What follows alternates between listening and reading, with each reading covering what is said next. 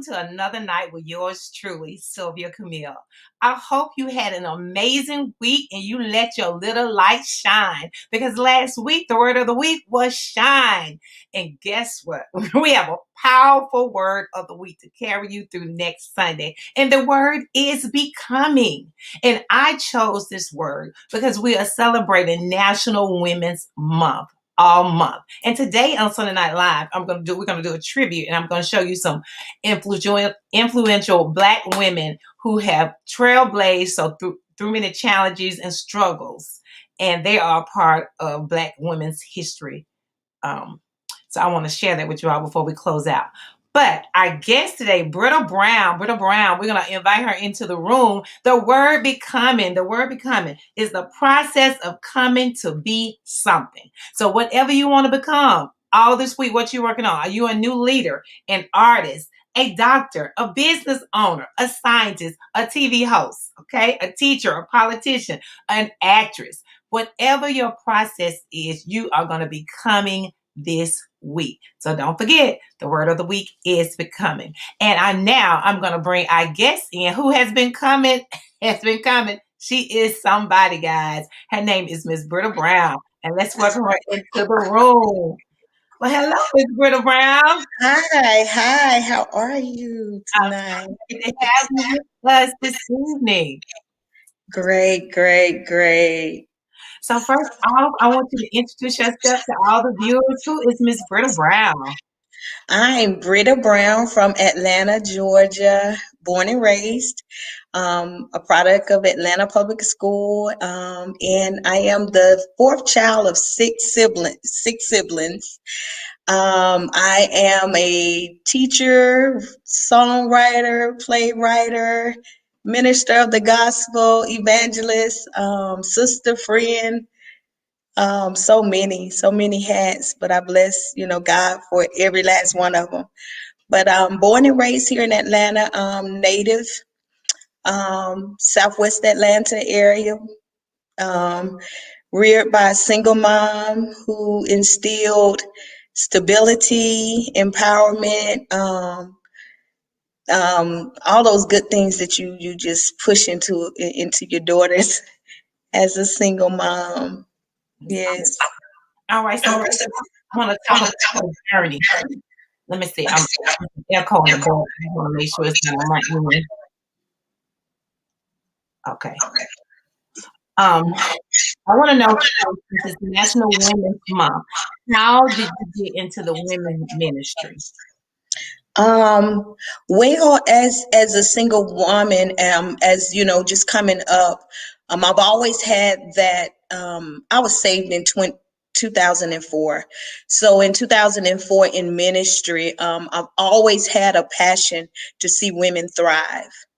I did not like to see women who were beat down and who went through different things, because coming up, I felt like I had some of those issues of from peer pressure to bullying in my earlier years of youth, to being very timid, very nervous. So as I grew in ministry, like I said, I went into ministry, back into ministry, born and raised in ministry, born and raised in the church.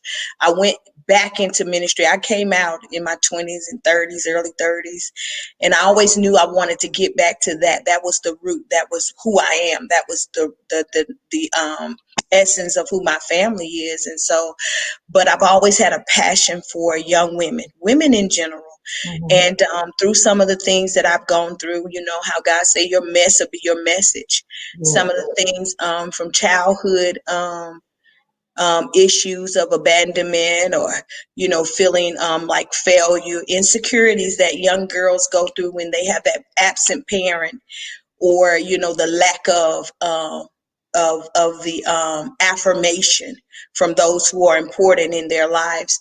Those things that they birth out insecurities in a woman. So as I became a young adult, I dealt with it the way I thought I was dealing with it. Mm-hmm.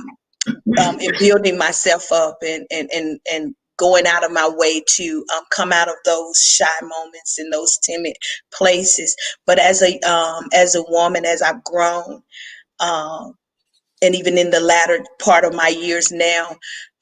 Women ministry is my passion. I have a prayer line. I turned 50 of 3 years ago, Mm. telling my age, but God dropped a burden on me. He dropped a burden. He said, women don't need another purse. You don't need another outfit. You don't need another day out at the spa. You don't need another day eating at a restaurant. It's time to get in my face. And he gave me a scripture that is somewhere in Isaiah, the 3rd chapter, 13th verse. It talks about women had strayed away. Women had strayed away from doing the things that used to bring the beauty. And they've gone and started dealing with the outer beauty. And he was telling me it's time to polish up the inner beauty again. And so he dropped that burden of prayer on me. And I began a prayer line 3 years ago back. And that burden is still on me to this day. And from that, last year, January last year, I was ministered to by my former pastor at that time, which is now my pastor again. But he began to say, you're going to start a women's group. And it's going to be for single women your age because they've lost the passion for the things of God. So it went along with that scripture that said women had started to adorn themselves on the outer side in order to gain the attraction of men and get the affirmation. He said, but you're going to raise up women. You're going to connect with women. And I'm going to allow you to do certain things to bring forth the presence from the inner you outward. You're going to start back teaching women how they can adorn themselves on the inside and empower women from the inside. So from that, in January of last year, by March, we were in a pandemic. And I'm saying, God, how could this be, being that we are in a pandemic? We are in a shutdown. You can't really get to anybody. But what he showed me was the platform on social media. And so every other Monday, I sit with two other ladies, Char Narcisse and Michelle Broussard. And we have in guests every now and then. And we talk about issues that women face. We talk about the hindrances that will keep you from entering into your God-given purpose. We talk about the different issues that women have, dealing with pain on the inside, dealing with pain in silence, and how to break those cycles of different issues that women have. And like I said, from a pandemic, I was able to sit down and truly get a grip on what he was talking about. Didn't know how I was going to start this. All I knew, he gave me a word. And I'm like all my other words, God, I'm going to put this on the shelf. I'm going to bottle it. I want to do it. It's mass, it's big, but you show me how to begin, how to become, how this thing is to start. And you said something in the beginning, process. Everything we deal with, it's got to go through a process. Everything we are becoming and everything we're going to end up, our destiny, our purpose, it's a process. And so I began the process. And by March, we celebrated this March, 1 year of Sisters of Salvation. SOS, sending out an SOS. And when you send out an SOS, that is that smoke that goes up to let somebody know that there's an urgent need for sisters to get together. Sisters of Salvation. So this brought me and two other ladies together on a platform on social media, and we've been going forth in teachings and principles. We come from the word, but yet we come from experience. We come from wisdom that we've gained through the lessons and the different experiences that we've come through. And so that birthed out that ministry with sisters, which, the Bible tells us, I give one talent, I give one 2 talents, and I give one 5. And it depends on what you're doing with those 1 of those 2 and those 5 that God give you, that he will give you increase. And so from that, it has birthed out so many other avenues. We said earlier, that journey that you take, God has allowed me to write music through that journey. He's allowed me to write plays through that journey. He's allowed me to bring forth platforms for young women, for women my age, seasoned women and young women, all ages. And it has been awesome. It's been an awesome journey. Can't say that I've not cried many a nights. I've cried many a nights. Many a times I had that insecurity to fall back on my shoulder, even in this latter part of my years, and did not know how I was going to come out, but I had to rely on what I had been teaching others and what I know to be true, Mm. how he will bring you out.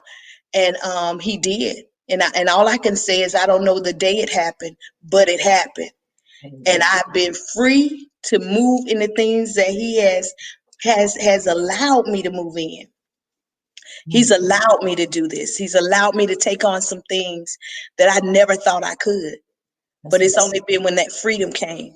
yes. In with this soul salvation, what has been the most common issue that you all talk about, that you see amongst women in general, that we have to overcome?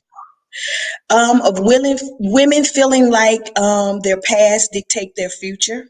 Oh, We got to overcome. We got to realize that those things that are behind us, they are behind us. And you can move forward from rape. You can move forward from incest. You can move forward from failures, past disappointments. You can move forward from domestic violence. You can move forward from drug use and addictions. You can move forward. You can move forward from past identity crisis that you had. I mean, you can move forward. That has been one of the major things that we've talked about moving forth from pain to praise, I love it. Somebody, from victim to victor. wow, You can move past. There is a tomorrow. There's a scripture that says, "Weeping may endure for a night, but joy do come." And even with women my age, 40-ish and up, um, they start to result back to just doing what they see everybody else doing. The younger generation, where marriage is not something they're thinking about. They're just thinking about, hey, I'll get with this person, because they don't look out and see that I can be married. I'm not too old. They don't look out and see I can make it. I can go back to school. I can make it. I can write this book. And so we bring this hope on this platform that past 40-ish, there's still life. And this is a greater life, because it says the sufferings of your present time are not even worthy to be compared of what's going to happen in the future. say that again. And your latter shall be greater than your former. And it wasn't until I sat down and began to really relax. Because when you're young, you're moving, you're on the go. But when you can sit down and be patient, then you'll get more done, and you'll hear what it is your next move need to be. So that of being from victim to victorious, I from love it. pain to praise. I love it. One of our viewers is saying SOS Paradise Swearingen. Love this. An urgent need. SOS. Tell our viewers again, how can they hear you on SOS Weekly? On SOS, you can go on Facebook, Instagram. We are on that platform every other Monday. So we will be on there on tomorrow, and every other Monday at 6:15. That platform is on Facebook under Sisters of Salvation. You can go to my page and access it, or befriend me, and I can send you, or just go to that page and like that page. But we're on every other Monday from Mhm. 6:15 to about 7:30. Okay, Every twice a month. that's powerful. Now, being a part of the women's ministry, what type of challenges did you have to overcome, like for people to embrace what you were trying to do in the? My God, being a part of a women's ministry, sometimes women, we can be hard to get along, and we have those issues. We can be petty. But I found that in years in the past, in growing together and trying to understand the diversity, a lot of times you meet with challenge of competition, jealousy, but I've always been a type person that was open, that Mhm. I didn't meet strangers. I'll find that common ground where we could work with, and then we could grow from that. But it's been a few years, where you have that struggle of being able to um, see your sister going through, and not be judgmental, but Mm, to be open and to say, hey, I see her struggle, but I still love her, and to be able to love past that thing. It came with some years of going through trial and error, and then just growing past people's differences, and understand that God made us all unique. Nobody can do what Sylvia do better than Sylvia. Nobody can do what Britta do better than Britta, because when he made us, he broke the mold. And no one can fit in your shoes. The only shoes that we can fit in is Christ-like behaviors, Christ-like attitude, Christ-like posture. But we all have a purpose. And realizing that we all have a purpose, it helps me to look out at my sister and see her weakness and not judge her. mm, See where she is on the ladder, which may be above me, and be okay with that. Celebrate her when she's celebrating, because your time will come if you just make sure you're doing what you need to do and stay in your lane. And so a lot of those are some of the challenges, but I believe that with a mature mindset, we'll be able to find that common ground as women and trust again, and be able to be vulnerable in each other's presence and not feel inferior to each other, but to cultivate an atmosphere of when we're around each other that will allow us to be who we are and be okay and be satisfied, to where we won't look on the other side of the fence and wish we had that. mm. But be confident in who he's made you, because he said, I made you fearfully and wonderfully made. I place you above rubies and diamonds. When you know your value, you can look at another sister who's making it and say, girl, I'm rooting for you. Yes. Even if you didn't get called off the bench yet. Powerful. Powerful. Let's talk about some influential women in your life who has carried you throughout the journey. Oh my God, I must say my 97-year-old grandmother first. My mom, she's 76 this year. And those are my natural mom and my biological mom. She's been my strength. She's been my anchor. My grandmother, her wittiness, her wisdom.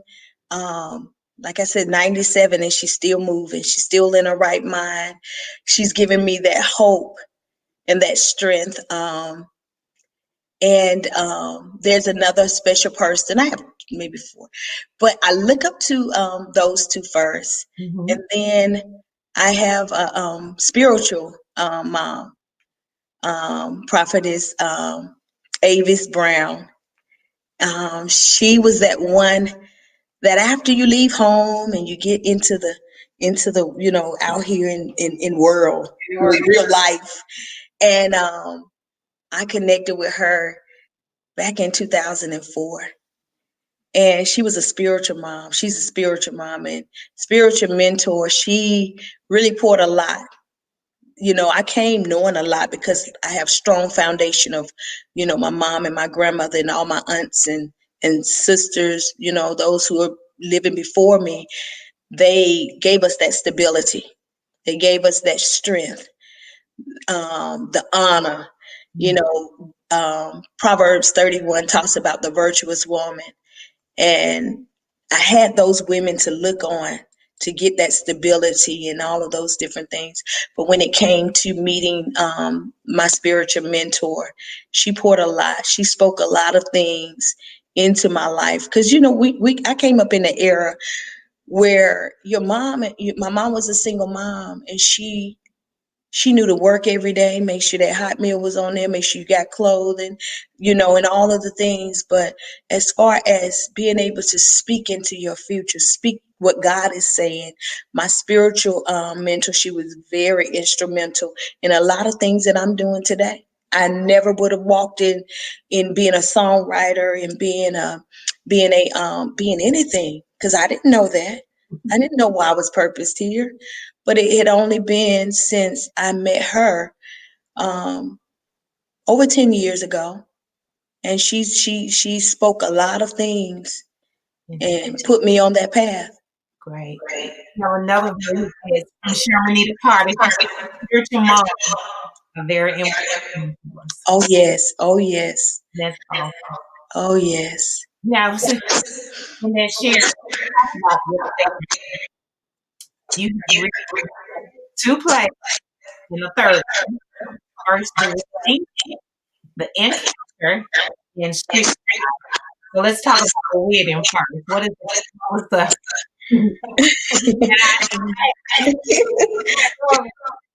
the Sylvia, the background behind the wedding, I thought I was actually having a dream. I'm a dreamer.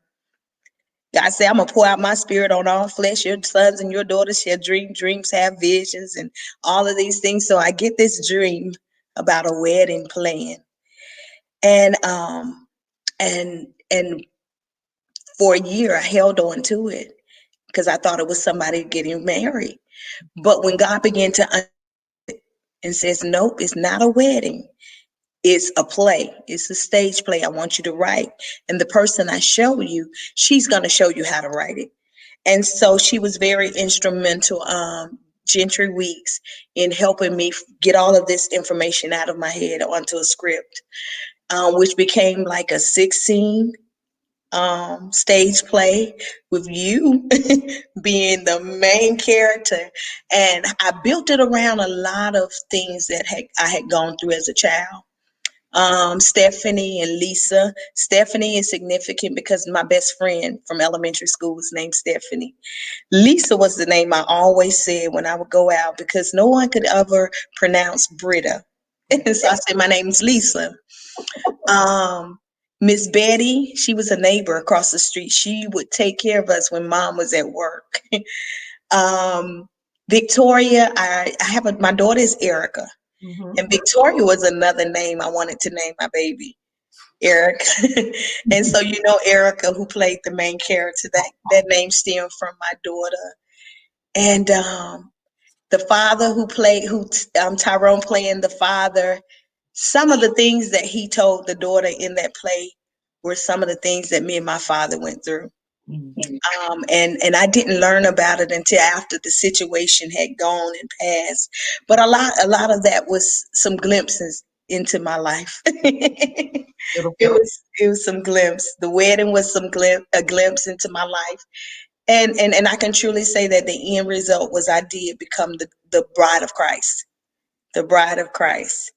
You married? Yes. I'm married to him. That's a beautiful story. Yeah. You got to wait on it on the it's a beautiful story. Everyone needs to hear it. They need to see it. Now, Yes. let's talk about the encounter. What's coming up? Oh my God, the encounter is the second play that God has allowed me to write, and it deals with women issues. Yes. Those issues that we were talking about earlier that comes up in the midst of when you get women all together, different little issues that hinder us from walking into our purpose. And this play is about 5 different scenarios that women deal with, different issues that cause them to walk. I was going to name it Friends Don't Let Friends Drive Drunk, but I couldn't portray the vision that I wanted. But God told me the encounter. He changed that on me. And so he said the encounter is simply what it is. They're going to have an encounter. And this play, my God, as we were practicing the other day, one of the characters embodied that thing. And from that, tears flowed and all of that. And so I'm believing that in this hour, he's calling us to do some unorthodox things, blaze some trails. That's what he told me this year. He said, Britta, you're going to blaze trails that haven't been walked down. Because we're still in unprecedented times, I'm going to do some unorthodox things in some unprecedented times. Life as you know it is not going to be the same, but I'm going to use these things to get my people's attention and to compel those who are supposed to come out. I wrote a letter that states his purpose for me writing these plays and perform and having the people perform. And he said, even in times like this, I'm still going to raise up a people that I can use in this hour. Your name may not be known today, but tomorrow, it is going to be a tomorrow. You will be known. I'm taking the mom and pop situations. I'm taking them small beginnings. I'm taking the no-name people and bringing them to the front. And so that is what you're seeing with plays being brought up. Now you don't get to go to the big Avenue Dance Theater or the Fox Theater. It's platforms like this, Sylvia, that God is raising up in this hour. That before you know it, you're gonna have millions of views, and that's how He's gonna use it. I'm just saying what I hear. He said, because I've used that once. And that's not where I'm breathing. That's not what I'm breathing on in this hour. I'm breathing on these kind of arenas now. I'm breathing on these platforms. So it's not by chance that we are showing up on YouTube streaming. We're showing up on Facebook streaming. We're showing up on Instagram streaming. I'm sorry. I'm speaking. I say that. Without telling those, just name those situations that we highlighted in the encounter without telling just the whole group.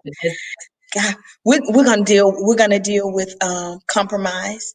That's one of the biggest things that we face when we say we're believers. We say we're real in doing, that compromise shows up when we say we're believers in Christ, or we believe, whatever we believe in. You see that compromise come in. There's one, and people who are dealing with anxiety. We have more anxiety. We have more people that are popping pills, that are taking in, getting addicted to certain things because of anxiety. Anxiety is one of the number one reasons why people are ending up in hospitals and in mental institutions now, like never before. So anxiety is another issue we'll deal with, and simply jealousy, strife. You can't see those things. They mask themselves. And so we're gonna unmask some things in the encounter. Oh my God. Right now, I don't want them to miss it. I know. Tickets for the April 17th, um, 2021, 6689 Parker Street at Word of Life Ministry. We are going to transform that place into a teaching atmosphere, and we're going to have food. We're going to have some dynamic speakers. The overall is for sisters, SISTA apostrophe S.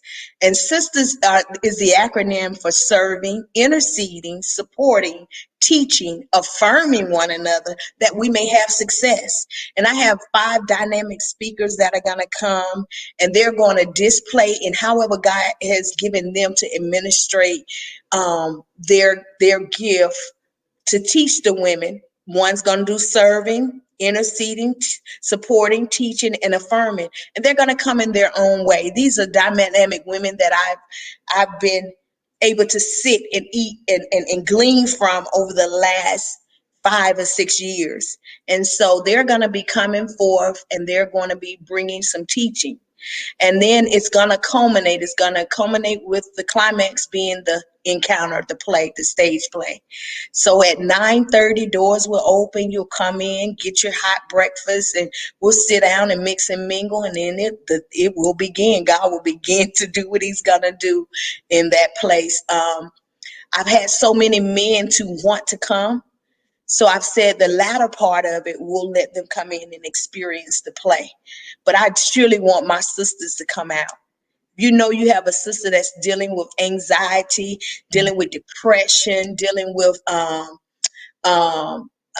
obsession of spending. We're gonna get to the root of some stuff. God's gonna take us into the root, the origin, and so that we can be free. Right. Can they go to the church website? You can go to my you can go to my Facebook page, or you can go to Eventbrite and look up The Encounter, and the tickets are $20. Seats are going fast. We are still going to try to social distance. So this place seat about 200, 150, but I'm opening it up to 40. And if I have to extend it a little bit, just a little bit, but the seats are going, they are going. It's $20. You can go on Eventbrite. Like I said, look up the event called The Encounter, and go on and get your tickets, and be ready. Be ready for April 17th, Douglasville, Georgia. Yes. All right, let's talk about Street Cry, the next project you're working Oh on. my God, Street Cry. I have a brother in Christ. He raps. He sing. He raps. He's a rapper.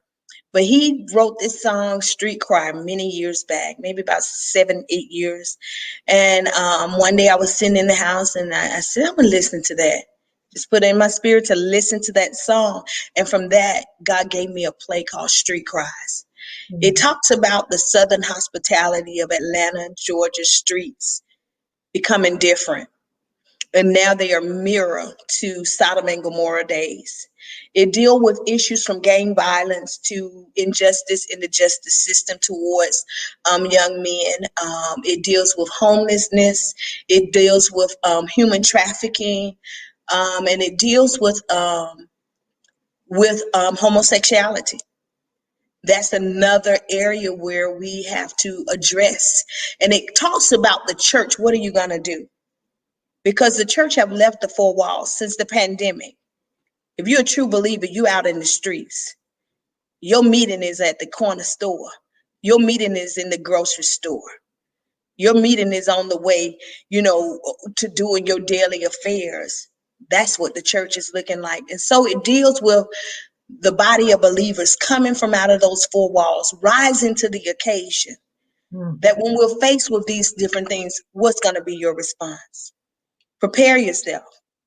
And one minister said, stay ready so you don't have to get ready. And Mhm. so the street cries, it deals with those issues, and it deals with the love that we need to have in every scenario. And that's all I can tell you. When I got this, I'm on my way out of the parking lot of the school where I work, and I said, God, how can I do that? That's big. He says, bigger than a stage play. Mm. It's bigger than a stage play. When I read it, and some of the I've never been in majority of the scenarios that he gave me, but when he had me to write it, it's like I read it and I'm blown away because I'm writing it, but it's him speaking, and so I'm blown away. I'm blown away because of the details he give me when dealing with the 10th grade girl who likes other girls. It blows me away when you meet the homeless man on the street who got more word on the inside of him and do more charity deeds than we do, who say we are his. To the judge that sit behind the podium and knock that gavel on the thing and give a young black man 20, 30 years and not rehabilitate him.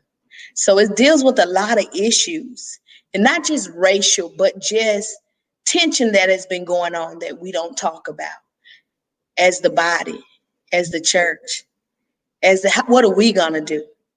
Because we're out here in it. Let's talk about the writing process here. Does coming all your dreams, your writing process, what is your process for writing these plays? You're very healing. When I tell you I'm a beginner, so I mean, like I said, I had the first person. She helped me. She gave me the blueprint, and I believe in blueprints. I believe in blueprints. And so once I got that blueprint, he'll give me an idea, something that come up in my spirit to write about, or you may say something, and it just automatically clicks. That's a play, and I'll have the whole thing, and I just sit in front of my computer and I type and I type and I type. So you do most of it, you type everything out, you don't script. I don't do it. I go from beginning to ending. Each scene, each scene. The process is each scene. He'll give me the scenario, he'll give me the names, and I just sit there and I type. I type and with Street Cries, I think it's about 6 or 7 scenes so far, but I'm ready to put more meat to it, make it more, build it a little more. So that's the process, and I'm just like Moses. I can't write a lick, but Moses had an Aaron and an Ur. that did everything. And so I have two friends that edit all my stuff. Once I get it to where, it's legible. They edit it, and I just express it and pour everything out. I mean, I could sit before my computer for days and just be in that zone. Means you have to give.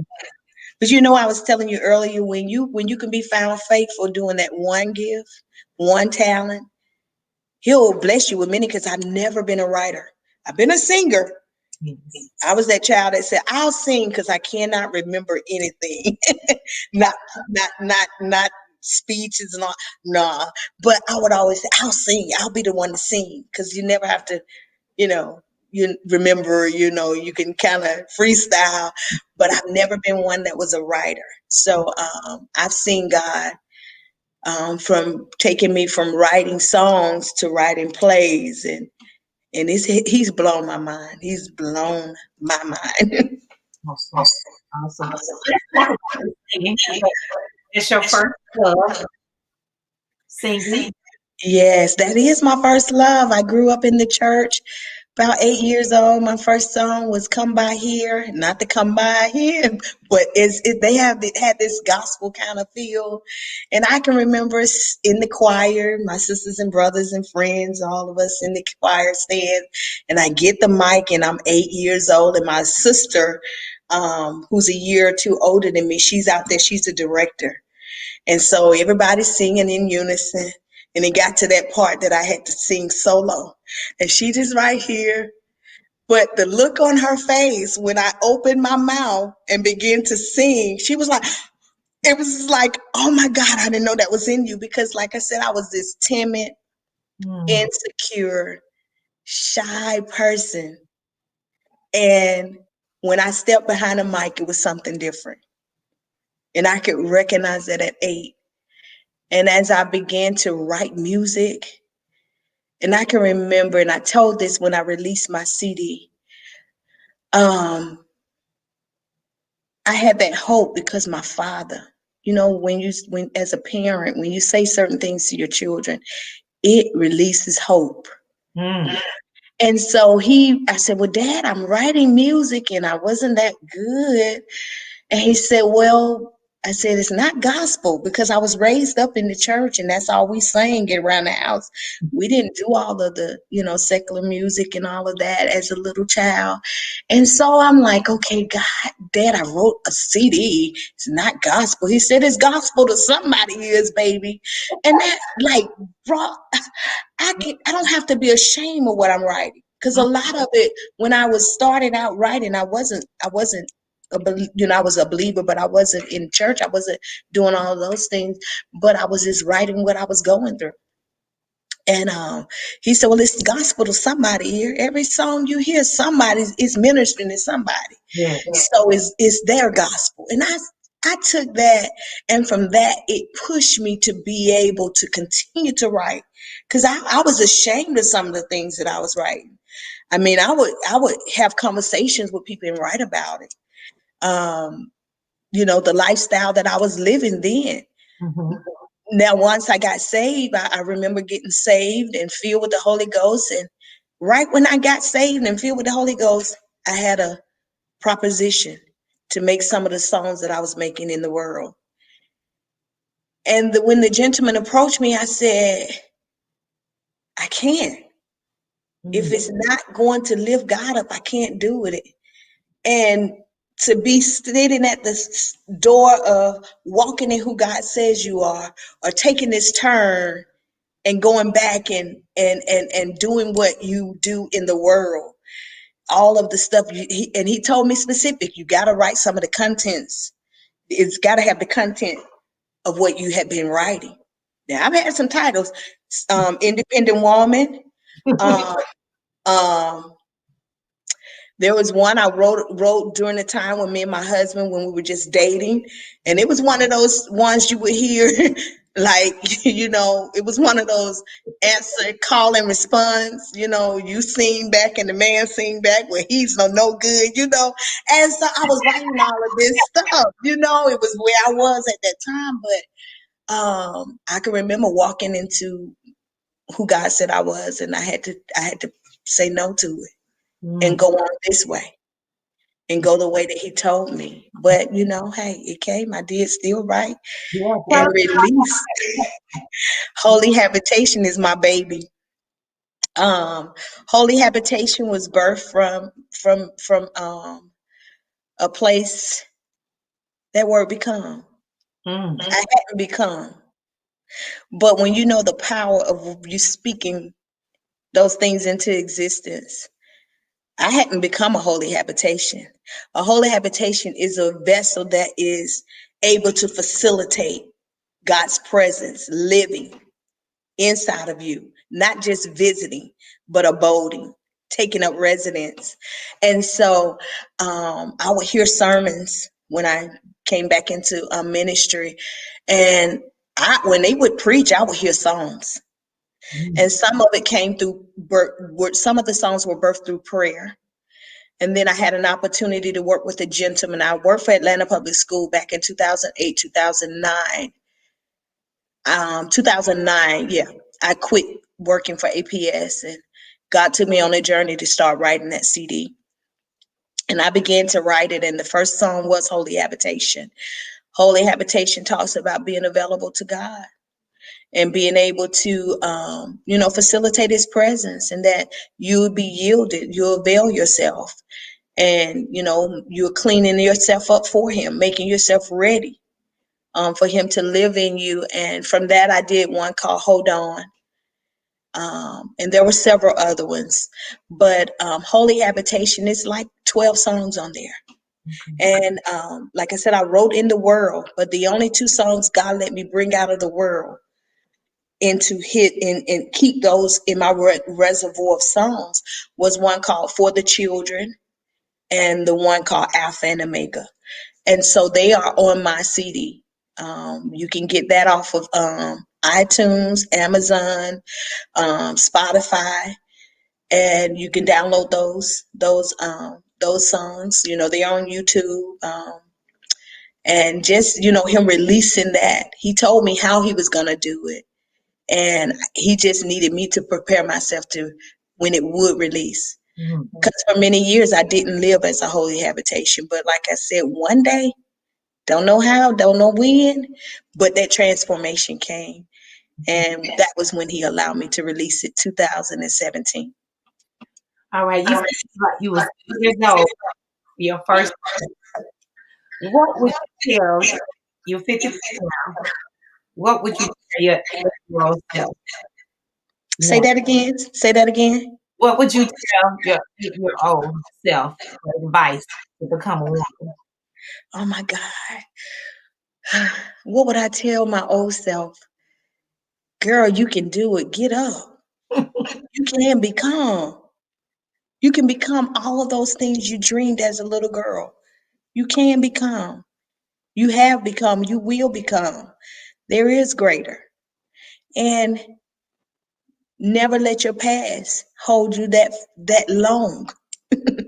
Don't let the things that you get involved with hold you down that long. You can get up. You can get up quicker, you know. So I think that's what I would tell myself. You can become. I like what you said, and it made me think. You said you can't get up. Just from what inspiration and nuggets do you have for the person who think they can't get up? Oh my God. Some people they get You up, and like you said, for so long.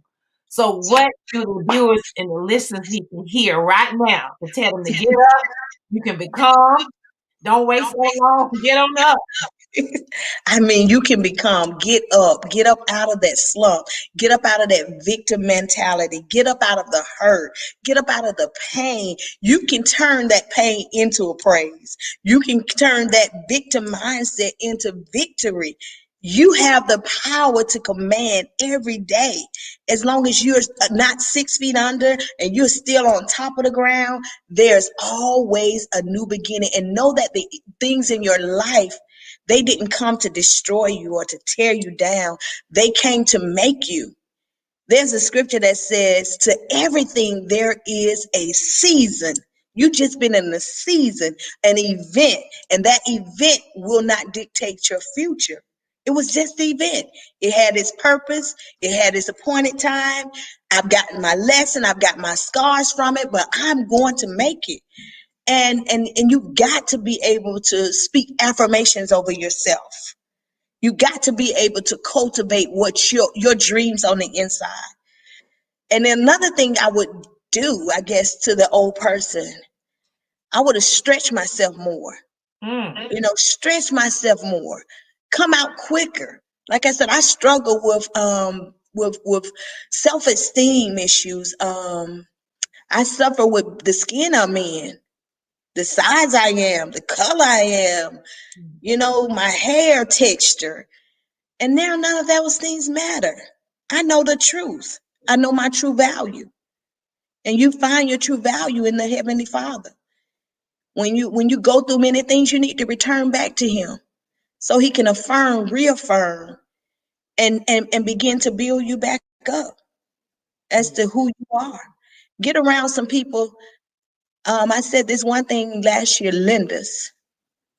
Some ladies that will lead you, intercede for you, Mm. never leave you behind.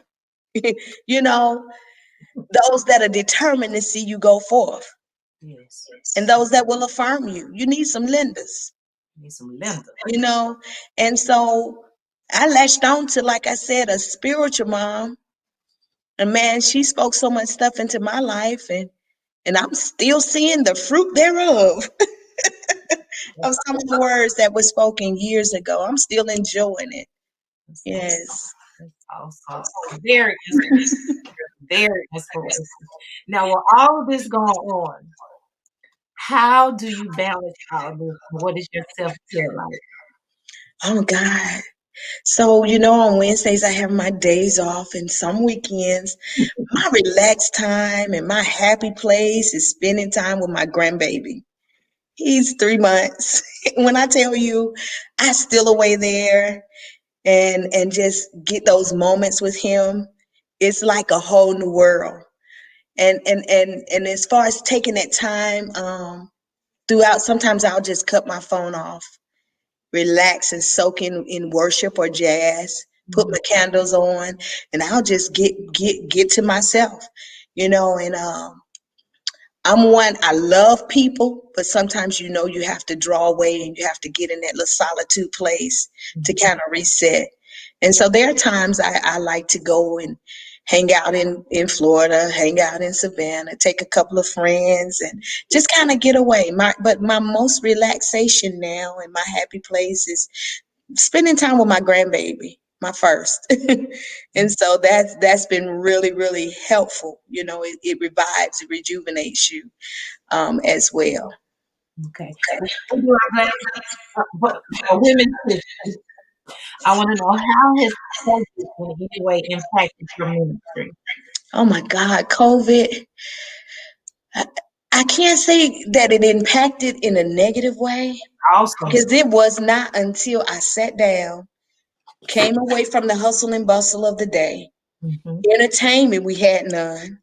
We couldn't go shopping. We couldn't do a whole lot of things. So it gave me time to sit down. And the three words that I was given was relax, release, be restored, and then get ready to release again. Relax, release any anxiety, anything that you thought you were going to accomplish and didn't accomplish, release. Then be restored. Let me restore you. Let me Yes. revive you. And then I'm going to send you back to release. And so that's what I've seen take place in my life. I've seen him just relax me. Be okay. Maybe by April of 2020, I finally said, is this what it's going to be? If this is what it's gonna be, okay, I'll just sit and chill. If you don't say do anything, I won't do it. And those were the moments that I could hear even that still voice of him telling me what to do. Yeah, telling me the strategy. There's a strategy that he's given us in this hour.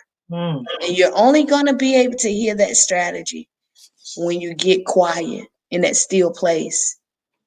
So, Okay, on Saturday Night Live, one of our mantras, well, our motto is, there's only one, is to dream big. Dream big.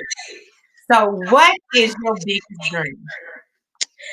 my biggest dream is to one day go over the waters in those areas, those areas where people are dependent on the presence of God, and to bring forth his presence through singing, through whatever way he wants to use me, that I can see miracles. We don't see a lot of stuff happening here in the States because we still have doctors that we trust. We still have all of these different things. But when you go places to where they really depends on the presence of the Lord, my hope is that I can go forth and do those kinds of things.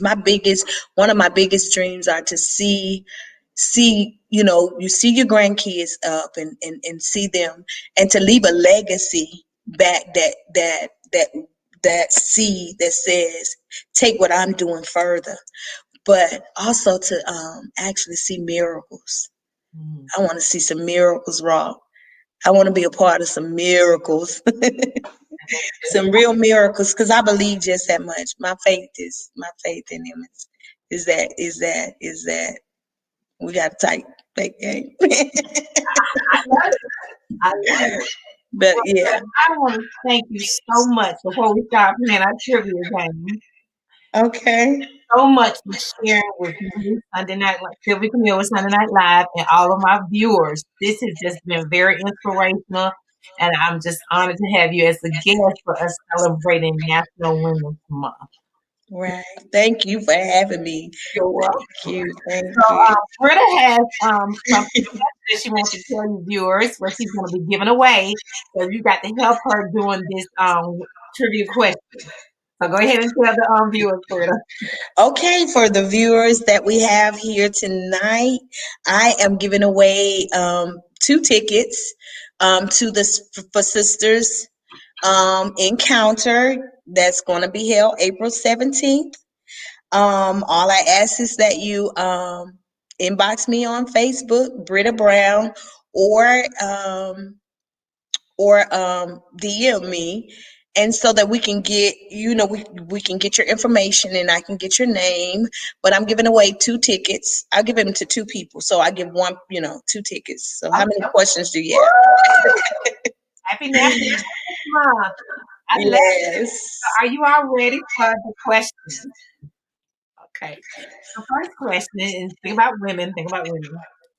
I'm gonna read the question first, Britta, Okay. and choices, and then you give me your answer. And anybody live commenting, you all can put in the comment box. So the first question is, who sang the chart-topping song "My Heart Will Go"? Celine Dion, Mariah Carey, Cher, or Shania Twain? Give me those names again. Celine Dion, Mariah Carey, Cher, or Shania Twain? So do I need to answer that, or somebody need to answer that one? Oh, if you want help, let's see if it's got I put need help. If I don't get no help, I'm gonna take a stab at it. You can take a stab, bro. It's all for fun. Is it Dion? That's right. It's Celine Dion. Okay. Hey, very good. Very good. Okay. Now this one, okay. What ancient civilization gave women equal rights to the throne? What ancient civilization gave women equal rights to the throne? Ancient Greece, ancient Rome, ancient Egypt, and Mesopotamia. Did I pronounce that correct? Help. Help. I'll see one in the comments. Shermanita or Harry D. Can you help her out? I'll help you out, Britta. Help all of us. Okay. Yes. Something we can And I Google. was gonna say that. I was gonna say that. I was gonna say You that. said it. Never mind. You said it. Yes. All right. Who was NASA's first Black female engineer? Mary Jackson. Oh, Harry D and Sherman didn't put some comments in. All right, help out on this one. Who was NASA's first Black female engineer? Mary Jackson, Mae Jemison, Donna August, and Katherine Johnson. Let's see what they have in the What comments. they say? What they say? Really want to see what they say. What they say. Okay, I think they're thinking. They're thinking. They're thinking. Mm. They might be googling too. Mary Jackson, everyone. Mary Jackson. All right, Yeah. two more. Did we have anybody that put a answer in? Hermita said Catherine John. Oh, it was Mary Jackson. But thank you. Oh, Harry Dean had the right answer, Mary Jackson. Okay. All right. Which first lady held women only press conferences? She was the first lady who held a women's press conference. Lady Bird Johnson, Eleanor Roosevelt, Betty Ford, or Jacqueline Kennedy? Come on, people. Really say, come on, people. Come on, help. Can I phone a friend? It is Eleanor Roosevelt. Yeah. Okay. And our last question before That should have been on Are You Smarter Than a Third Grader? Harry and Aisha, my sorors, and Sherman, all three of them, my sorors. Okay. They both got the answer correct. Harry Dean, let me show it. Okay. Aisha. All right. All right. All right. Last trivia question. In what year was first African American women to be elected to the U.S. Senate? In 1950, 1992, 1978, or 1922? In what year was the first African American woman to be elected to the U.S. Senate? 1950, 1992, 1978, or 1922? Let's see. Do, do, do, do, do, do, do, do, do. Okay, sure. Oh, all right. Let's see who has the correct. Oh, Harry Dean, I have to post hers. It is correct. 1992. It was Carol Mosley Brown. Very good. Very good, guys. Wow. That's some good help.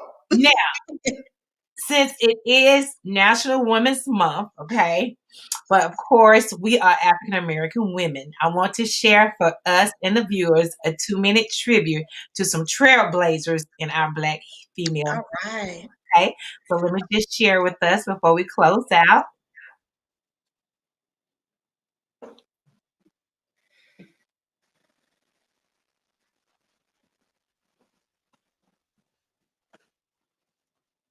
And here we go. We'll make sure it starts. The person in America is the black woman. The most neglected person in America is the black woman.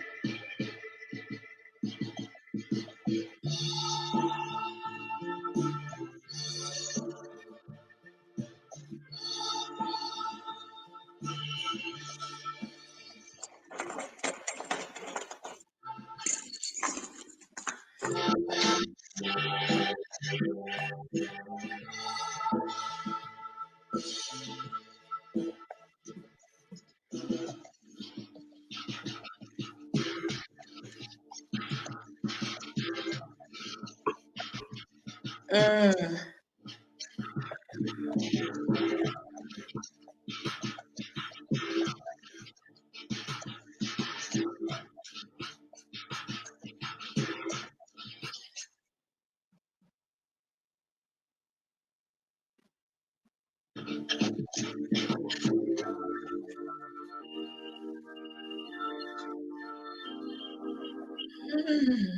Mm.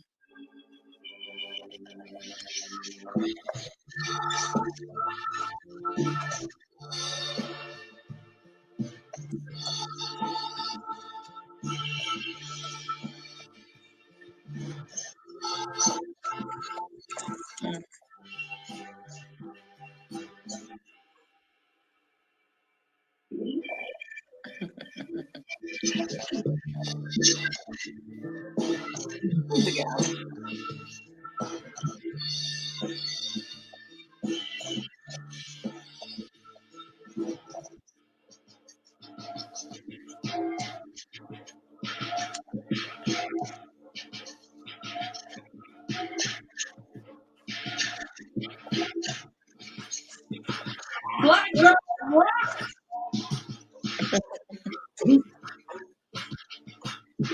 Right.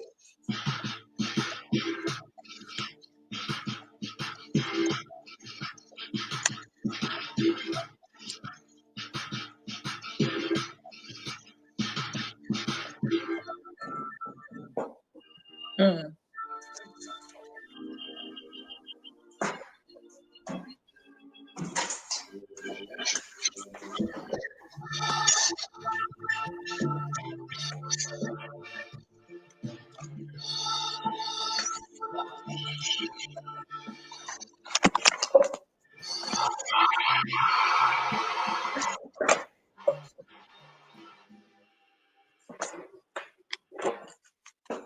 all right.